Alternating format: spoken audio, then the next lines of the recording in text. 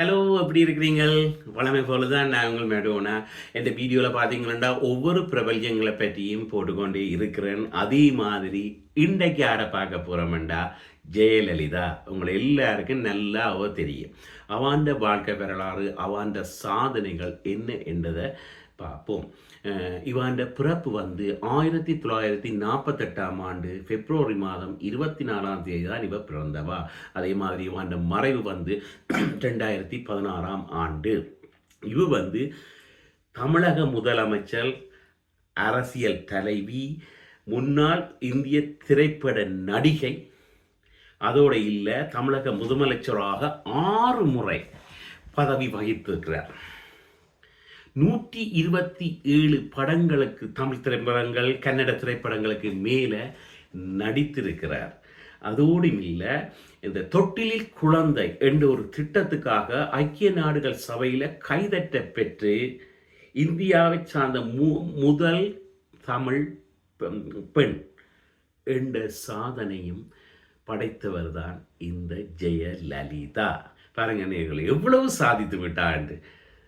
ஜெயலலிதா அந்த தகப்பண்ட பேர் ஜெயராம், தாயின் பேர் வந்து வேதவள்ளி.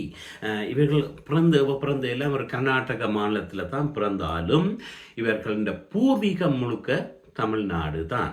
இந்த ஜெயலலிதாக்கு என்ன ஒரு காரணம் என்றால், ஜெயலலிதாக்கு 2 வயதாக இருக்கேக அவாண்ட தந்தை வந்து காலமாகிவிட்டார்.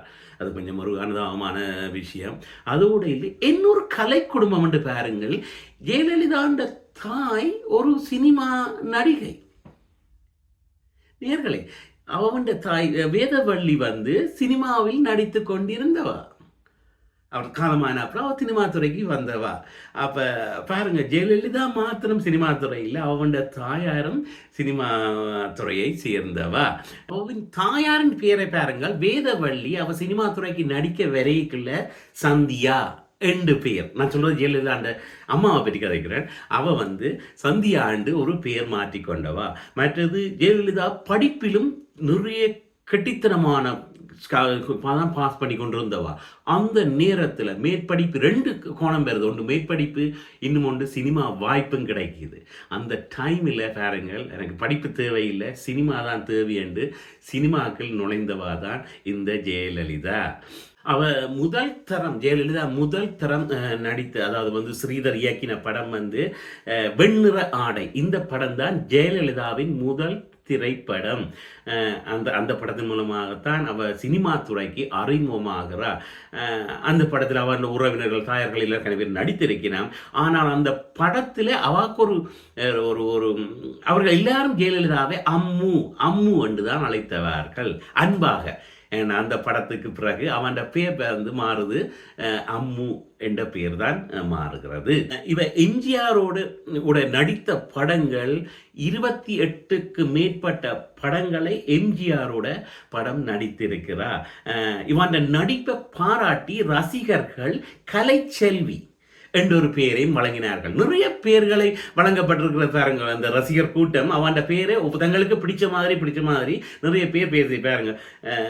அம்மு என்று அழைத்திருக்கிறார்கள், கலைச்செல்வி என்று அழைத்திருக்கிறார்கள், இப்படி நிறைய, ஜெயலலிதா என்று அழைத்திருக்கிறார்கள், அம்மா என்று அழைத்திருக்கிறார்கள். இப்படி நிறைய பேர்கள் அவாக்கு வழங்கப்பட்டு கொண்டு இருக்கிறது. தனது அரசியல் பயணம் என்று பார்த்தீங்கன்னா 1982ஆம் ஆண்டு தான் அவன் அந்த கடலூர் நடைபெற்ற அந்த விழாவில் இருந்து தான் அவள் வந்து அரசியலில் இணைகிறா. 82ஆம் ஆண்டு அதில் தான் அவ ஒவ்வொரு பங்கேற்று வைத்து வந்து பிறகு அரசியல் தலைவியாக வருகிறார். அதன் பிறகு அவள் துறைகளுக்கு வரவில்லை. அரசியலுக்கு போன பிறகு அப்படியே தன்னை அரசியலுக்காக அர்ப்பணித்து பாருங்கள், இவ்வளவு சாதனை. தென்னிந்திய அந்த முதலமைச்சராக 6 முறை பதவியேற்று தனது சாதனையை படைந்திருக்கிறார் இந்த ஜெயலலிதா. பாருங்க, இவ்வளவு பேர் வழங்கப்பட்டிருக்கிறது இந்த கோமலவள்ளிக்கு. இந்த கோமலவள்ளி இருந்து ஆரம்பித்தவான இயற்பெயரில் இருந்து ஜெயலலிதாவை மாற்றப்பட்டிருக்கிறது. புரட்சி தலைவி, அம்மா, நிறைய பேர்கள். இந்தியாவை சார்ந்த முதல் அமைச்சர் பெண், அந்த ஒரு சாதனையை பெற்றிருக்கிறார். 6 முறை வெற்றி பெற்றிருக்கிறார். நிறைய மக்களின் பாராட்டுகளை பெற்றிருக்கிறார். அதோடு இல்லை அந்த கடைசி காலத்தில் ஒரு சிறைவாசமாவுக்கு போக வேண்டிய வந்தது. அதுக்கு பிறகு அவர் தனது மரணத்தை தழுவி கொண்டார்களே. ஒரு ஒரு ஒரு பெண் எவ்வளவுத்துக்கு சாதித்து இருக்கிறார் பாருங்கள். நினைக்கே நான் இப்போ நிறைய வீடியோக்கள் நிறைய பார்த்தீங்கன்னா கூட அரசியலில் இன்ன டேட் இப்போ நான் எல்லா வீடியோவையும் நான் தேர்ந்து தெளித்து தான் நான் உங்களுக்கு சொல்கிறேன். அதில் கூடின டேட்டுகளை சொன்ன அந்த வீடியோவில் சொல்லிக்கல உங்களுக்கு ஒரு மாதிரியாக இருக்கும். இவ்வளோத்தோட இந்த வீடியோவை முடிக்கிறேன். வலிமை போல தான் ஒவ்வொரு பிரபல்யங்களையும் பற்றி நான் போட்டுக்கொண்டு இருக்கிறேன். பாருங்க நீங்கள் என்னோட வீடியோ பார்த்து கொண்டு கேட்கி அடுத்த வீடியோ இந்த சைன் வந்து விழும். மற்றது இந்த சப்ஸ்கிரைப் ஒரு பட்டன் இருக்குது பாருங்க. நீங்கள் கழிச்சு கொண்டு இருக்கிற வீடியோவுக்கு கீழே அதை நீங்கள் ப்ரெஸ் பண்ணினீங்களா நான் போடுற ஒவ்வொரு வீடியோவும் உங்களுக்கு வந்து கொண்டு இருக்கும். சில பேர் அதை கேட்பிடுவாங்க, நாங்கள் ப்ரெஸ் பண்ணுறோம் எங்களுக்கு அது விரையில் என்ற ஒரு போகுது இல்லை என்று. என்னென்னா நீங்கள் இமெயிலில் உங்களோட யூடியூப் சேனலை நீங்கள் ரெஜிஸ்டர் பண்ணி இருந்தால் தான் அது ஆட்டோமேட்டிக்காக சப்ஸ்கிரைபில் உங்களுக்கு காட்டும். வளமை போல தான் லைக் பண்ணுங்க, சப்ஸ்கிரைப் பண்ணுங்க. இதே மாதிரி நான் ஷார்ட்ஸும் வந்து போட்டுக்கொண்டிருக்கிறேன். அதுவும் உங்களை வந்தடையும் என்று நம்புகிறேன்.